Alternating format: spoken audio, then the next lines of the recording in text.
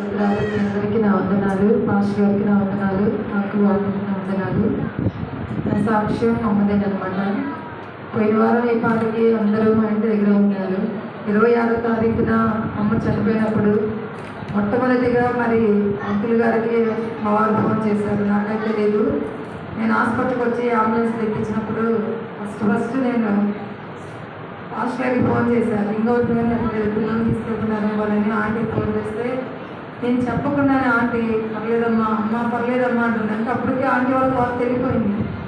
ఇంకా పాస్టర్ గారు చెప్తే అమ్మ ఏం కాదులేమ్మా దేవుడు అనడానికి ఒక వారం నుంచి అమ్మ బాగా నల్లతగా ఉన్నప్పుడు నాకు ఎందుకో తెలియని ప్రేరణ అనమాట. ప్రభువా ఇంతకాలం నీ మందిరంలో జీవించింది. కొంతమంది చనిపోతే తిట్టుకుంటారు, కానీ నా తల్లి మరణం నీ నామాన్ని మహిమపరచాలయ్యా, నా స్వజనుల్లో కూడా నీ నామం మహిమపరచాలయ్యా అని చెప్పేసి నేను అదే ప్రార్థన చేసుకుంటున్నాను.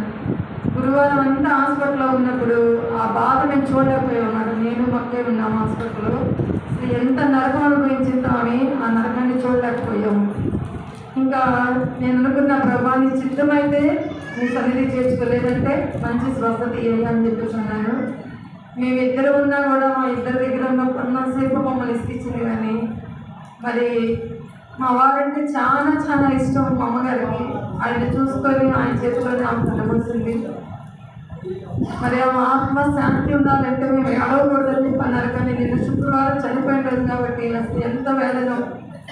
ఒక తల్లి బిడ్డను ఆదరించినట్లు నాకు ఆంటీ అంకుల్ ఫోన్ చేసి అమ్మ మాకు గుర్తొస్తుంది నేను దైవకుండమ్మా అందరూ పోవాల్సిందే కదా అని అంటారు. కానీ నా తల్లి మరణం ఎంత గొప్పగా దేవుడు ఇచ్చాడంటే నా స్వజనులు కొంతమంది దేవుడు నమ్ముకున్నారు, కొంతమంది దేవుడు నమ్ముకోలేదు. మన సంఘస్థులు పరిచర్య సంఘ పెద్దలందరూ మేమున్నాం నీకు అంటూ నిలబడ్డారనమాట.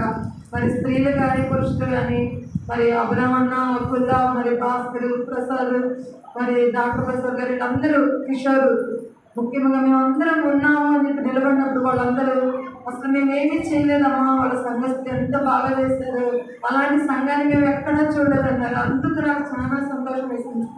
కానీ ఒక దైవ సేవకులకి కూడా పాస్టర్ గారు మేము వచ్చేదానికి అన్నీ ఏర్పాటు చేశారు. పాస్టర్ గారికి మరీ వందనాలు చెప్పుకుంటున్నాను. నేను పాస్టర్ గారికి కదా నా ఆలోచన కూడా లేకుండా ఒక తల్లికి బిడ్డ చేసినప్పుడు పాస్టర్ గారు మేము వచ్చేదానికి అన్నీ సిద్ధం చేశారు. అది చూసినప్పుడైతే నాకు నిజంగా సిద్ధపాటు అంటే ఇలా ఉండి కావాలా అని చెప్పేసి నేను అడుగుతున్నాను. మా కుటుంబం కోసం మీరు అందరూ ప్రార్థన చేయండి. మమ్మల్ని మర్చిపోవడం అంటే సామాన్యమైన కాదు.